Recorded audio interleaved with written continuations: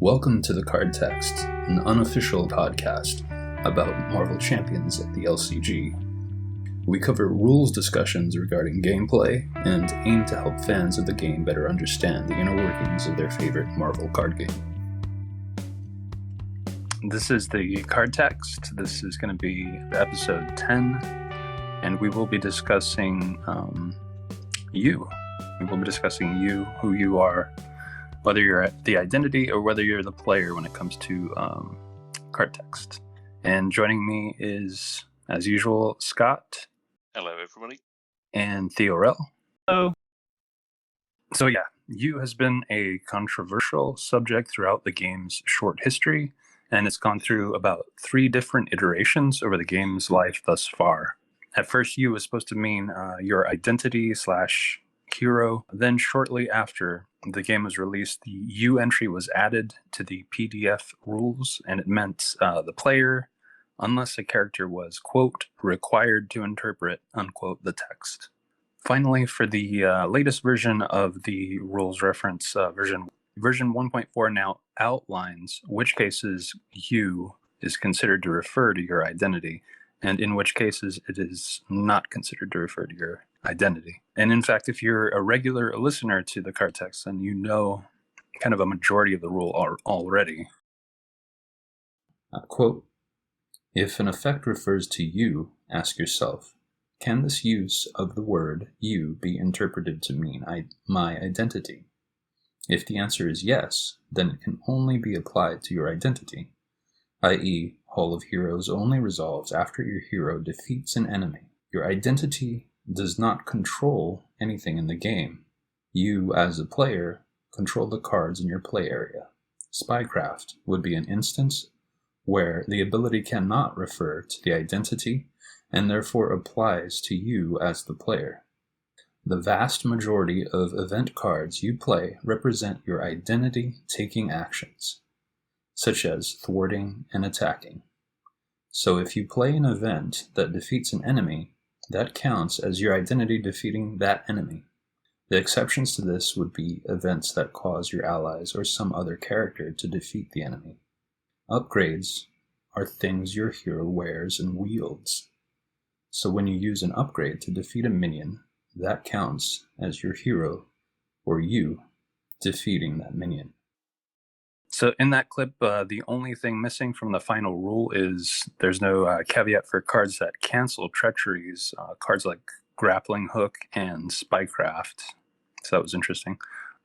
RRG 1.4 was released along with a debrief article, which as a concept was great, and I think the article did make a few helpful points. So yeah, the U entry, 1.4. I think that in general, 1.4's U entry is a lot easier to understand. Would you guys agree with that? Yeah, I'd agree with that. There's maybe one thing that isn't as clear as I'd like it to be, but in general, yeah, I sort of went from being able to apply U to sort of 95% of cases to now it's like 99%, and there's just a few edge cases that aren't quite covered, and there's like one thing in what the page of text that is now in 1.4 says that isn't quite my understanding of how it works, but it's a very minor thing. I think people generally do. I think it's clearer. Even though I kind of agree with Scott that with the previous rule, I felt like I was in a position where I could apply it pretty accurately most of the time. I feel a lot more confident that I can just kind of say, yes, this is how it works. This is how it's meant to work. And like Scott, I think there is that 1%. I think there is in particular one trigger that I feel like I cannot quite pull out of the rules as they're written. So we're going to try and go straight into the entry. We're not going to read it like point by point. We're going to try and just break it down best we can for the listeners. So it is on the PDF. It's going to be page 34. So the new U rule, in essence, without kind of covering the particular bullets that are on each point to clarify, reads While resolving card abilities, if the word you can be resolved as referring to the player's identity, it must be resolved as such. While resolving card abilities, if the word you cannot be resolved as referring to the player's identity, it must be resolved as referring to the player. And then some player cards are considered to be an extension of a player's identity. When an action and or ability is resolved by a card type that is an extension of an identity, that action or ability is considered to be performed by that identity.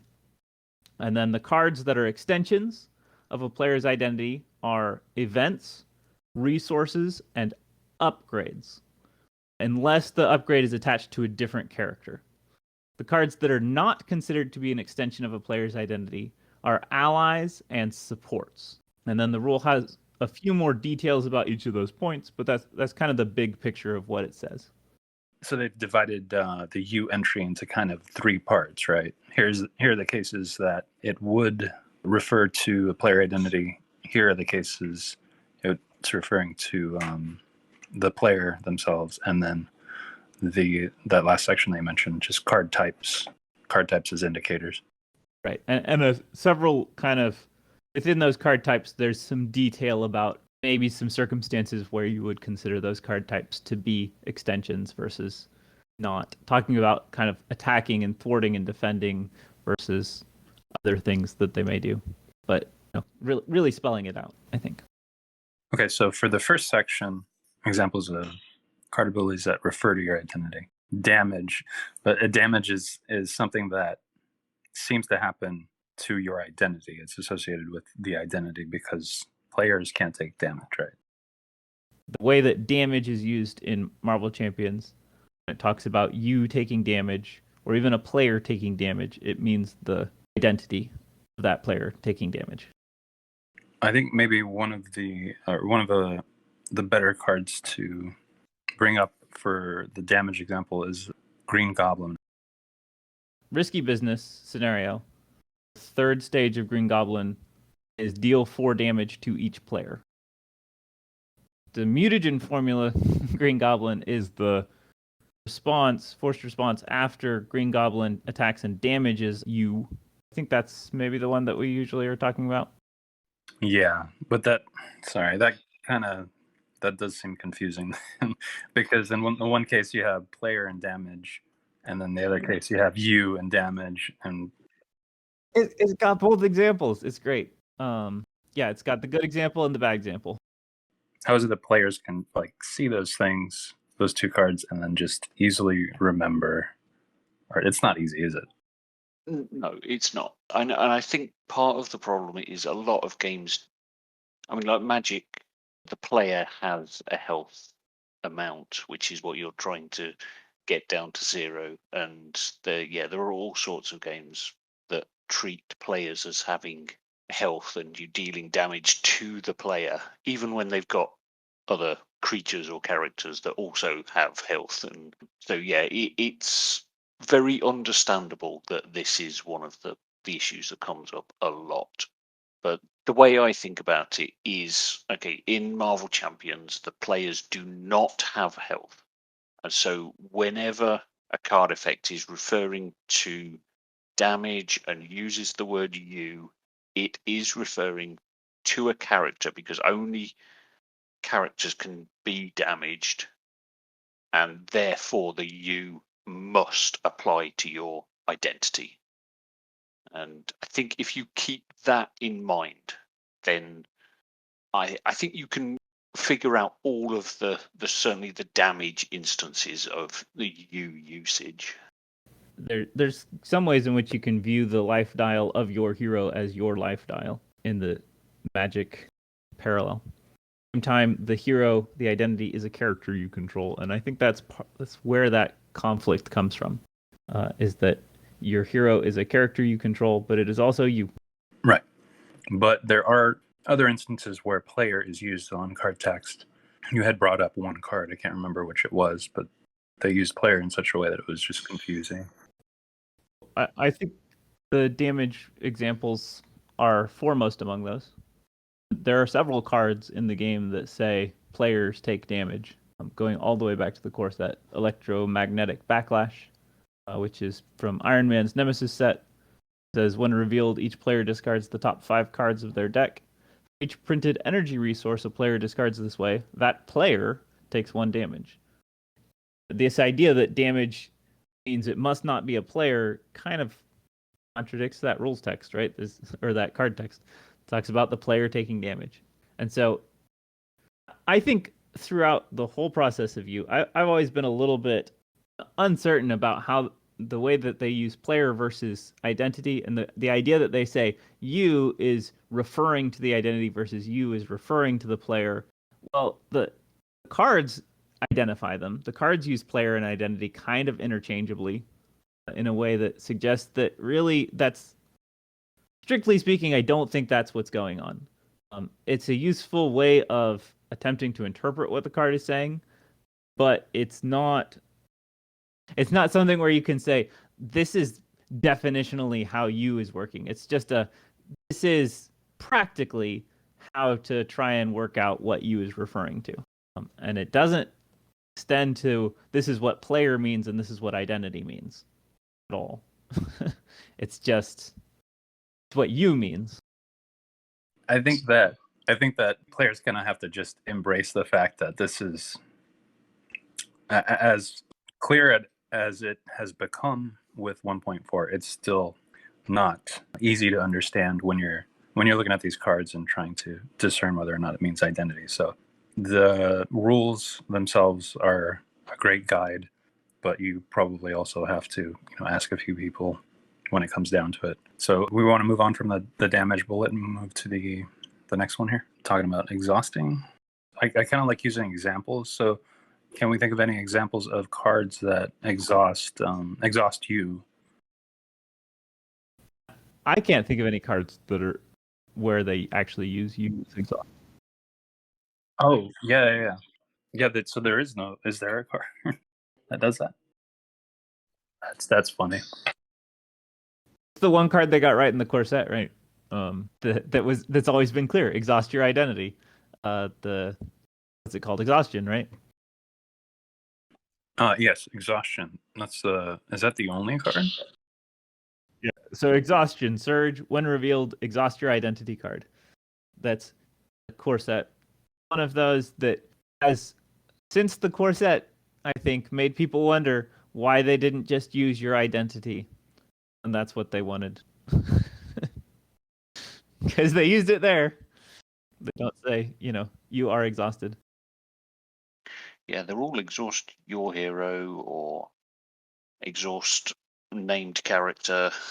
Yeah, even like Sonic Boom, you've got the boost effect on that. If this activation deals damage to you, exhaust your hero. I guess we could say in this case, if something exhausts you for this bullet point, it could refer to, it could say identity, it could say the name of your character, whether it's alter ego or hero. And then there's the status cards. So, for example, you are stunned or you are confused. Those ones typically do use You. Yeah, so for example, Baron Mordo, as you are stunned and you are confused as some of his effects. Monster from Green Goblin, mutagen formula, when revealed, you are stunned. If you are already stunned, take 2 damage. But there's a lot of those sorts of situations. You are stunned is a pretty common phraseology that they use. Okay. And so the final bullet point here, card abilities from a game function that you perform. So after you attack is given in the example here. After you attack and defeat an enemy. So this is, to me, the big one. This is the place where I feel like questions typically arise, is in game triggers which are based on things that characters do. For example, Interrogation Room, it's the card that switches back and forth as the rule changes after you defeat a minion, because I think these are the cases where they are things that players do, right? You attack both through your identity and through your allies. Those are both attacks. You defeat minions both through your identity and through your allies. Whereas status cards, exhaustion, I feel like don't tend to be that way. People pretty naturally perceive that to be your identity. In the case of attacks and thwarts and all of those things, that's where we find that problem of what does you really mean here? Right, that's true. A lot of questions do come up from these after you attack type triggers. I think Yarn and like any other attack you can combo with it, right? Mm-hmm. Moment of Triumph is one that came up quite a lot. It's an aggression event, hero response. After you attack and defeat an enemy, heal 1 damage from your hero for each point of excess damage dealt to that enemy by that attack. So yeah, it's after you attack and defeat an enemy. Early on, a lot of people would take that phrase to include allies, which it doesn't. And I think it's where they were hoping that it could be more just easier, I think, if it was working the way it had been working before 1.4. But ultimately, I think it turned out that it wasn't. It was as complicated before 1.4 as it is now in 1.4. And so once you have that situation where they kind of had to admit, okay, this is going to be complicated regardless of how we handle it, then they decided to go with what the original vision of it was. And that's how we ended up where we are. I will say, if they had not worded the rule as clearly as they did, I was not necessarily going to adopt it. But when they worded it as clearly as they did, I said, okay, I don't have a reason to feel like I need to house rule it, so I'm just going to go with what it says. I usually play with whatever the latest rule is, just unless I really don't like it. So moving on, I don't know if we can encapsulate this one section quickly. It comes down to if the game is interacting with you as a character. So if it's damaging you, placing a status card, exhausting you, these are all things that happen to characters. If it's interacting with you as a character, then it's the character, the identity that you are playing. Or if you are interacting with the game as a character does, such as by attacking or thwarting, if there's a card which asks, did you do that? It's asking, did your identity do that? Yeah, I think that's a great way of putting it. I like that. So that brings us to the second bullet point. I think we could read that one. So second bullet point is, if a card ability deals indirect damage to you, in quotations, or you, in quotations, take indirect damage, the player resolving that damage can assign that damage to characters in play under their control. So I think it's kind of has that same player damage reference, right? That becomes confusing because the player is taking the indirect damage, but they're assigning it. As we were looking at this again, I noticed that it's kind of a follow-up to the first bullet point. The first bullet point is if a card deals damage to you. Then the second bullet point is if a card deals indirect damage to you. Right? It's kind of clarifying that indirect damage is a special case. But it's awkward where it's placed because all of the rest of these bullet points are talking about you being identity. And the indirect damage bullet point is not about you being your identity. It's not about how to interpret you in that case. Just how does indirect damage work? Right. It kind of comes down to if indirect damage is dealt to a character under your control, then you can divide it up amongst all of the characters you control. In this case, it doesn't matter if you is player or identity, because indirect damage doesn't care. So for me, and I think for people that are already confident in the rules, presumably when you read these bullet points, there's a little bit of skimming that's going on where you're just saying, oh, damage, oh, exhaustion, oh, status cards. But that first bullet point, in its entirety, what it actually says is if a card deals damage to you or you take damage, the player resolving that damage applies to the hit point dial of their identity. So it's telling you that if you take damage, it goes on your hit point dial. At that point, I think it's reasonable to say, but if you take indirect damage, it's not onto your hit point dial directly. It can be divided up. It's that clarifying element of you want to make sure that you understand if a card says you take 3 indirect damage, that doesn't mean you apply that first bullet point to it. I think that's why it's there. Right. I agree with that. Second section, it's while resolving card abilities, if the word you cannot be resolved as referring to the player's identity, it must be resolved as referring to the player. Yeah, so the second section seems to be like drawing a line between the things that happen to the characters or your identity and the things that you're kind of interacting with as a player. So your hand, your deck, and the cards that you control, I guess, in your play area, and all the cards you control, all of your cards you control. So your hand, your deck, your play area, those things are controlled by the player themselves, not the character, not the identity. I think what you said really hits on it, which is just that the things that you as a player have, primarily cards, what you're interacting with actually physically at the table. That's pretty much what these bullets are about. I think the last bullet, which you haven't touched yet, is the one that's a little bit different. Although it's in a lot of ways it's the same, but it's a mirror of that last bullet in the identity section, right? Which is just to say things you perform, right? The actions you take. Mm-hmm. Yeah. So the last bullet mentions it mentions kind of a hypothetical ability of after you discard cards from your hand, if that were an ability text on a card, that would be referring to you as the player and not your identity. I think. Okay, I found it. Spartoi Cunning. So from Star-Lord's pack, a Nemesis set Treacheries. When revealed, discard one card at random from your hand, take damage, place one threat on the main scheme. So that discards a card from your hand. In that case, it would be you, the player, doing that. So any abilities that would be searching for a player doing that, it would mean it's only looking for the player doing it and not your identity. And I mean, I think ultimately this whole section, you cannot interpret it as an identity. So it sort of is and self-defined, right? I mean, it's like there's no way to do it. So that's how you got to work with it. There's not a lot of wiggle room there. Mm-hmm. I guess, well, the way I was kind of thinking about it just now is that if you use your imagination, these are things that are happening that the character is not cognizant of, right?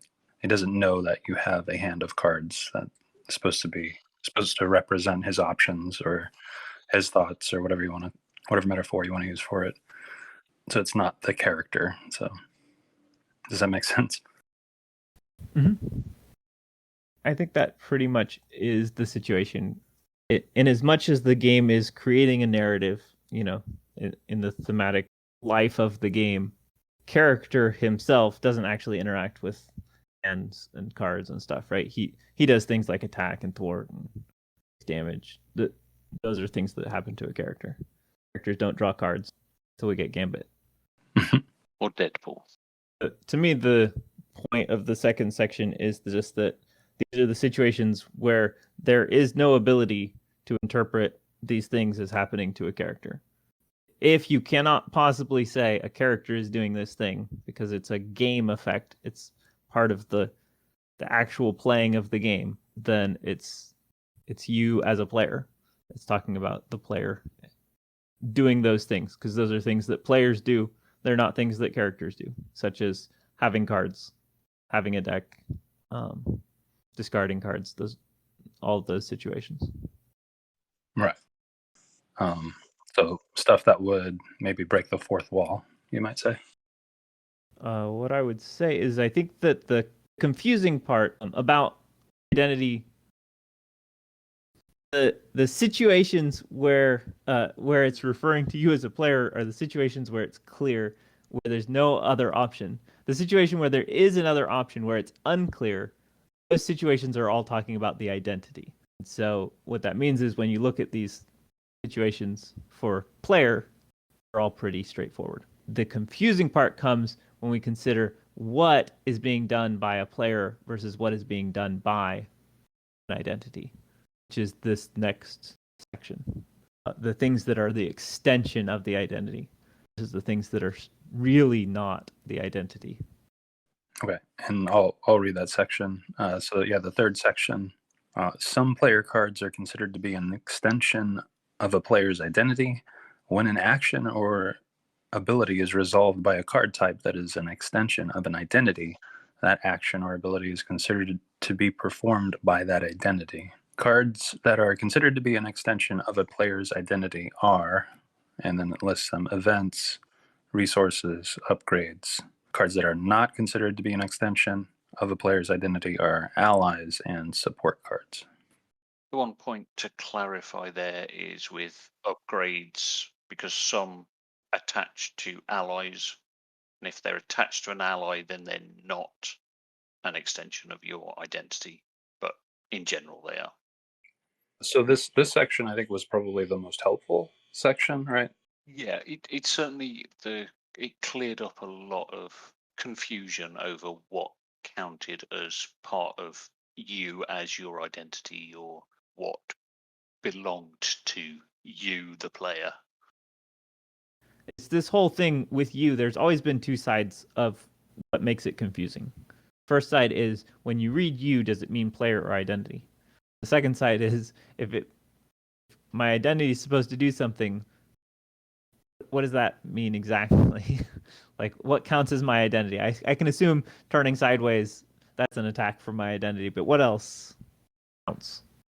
Yeah, I think early on the confusion came about because there were things like med team that clearly isn't the character you're playing doing something. It's like a med team that is separate to your character.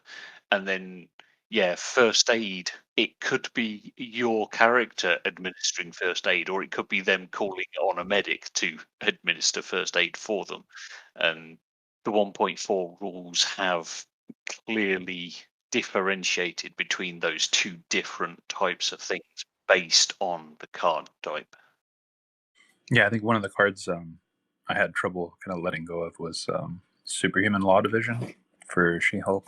I had at one point thought it was an extension of her, and I felt like that would be both thematic and interesting interaction. But yeah, that got cut off as well.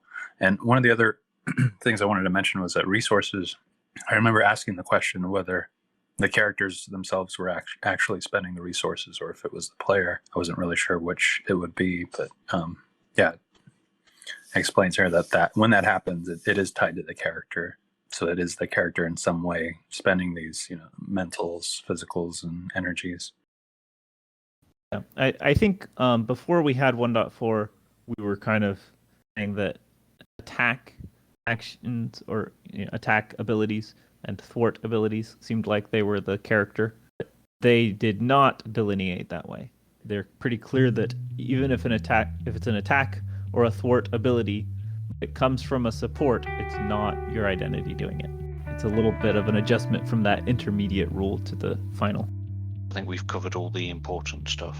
Covered everything we want to cover with the 3 sections. We hope that's informative. Tune in for our next episode next month. Thanks to my distinguished colleagues, Theo Rell and Scott, for joining. And remember, when you would rather not read the rules reference, listen to the card text instead.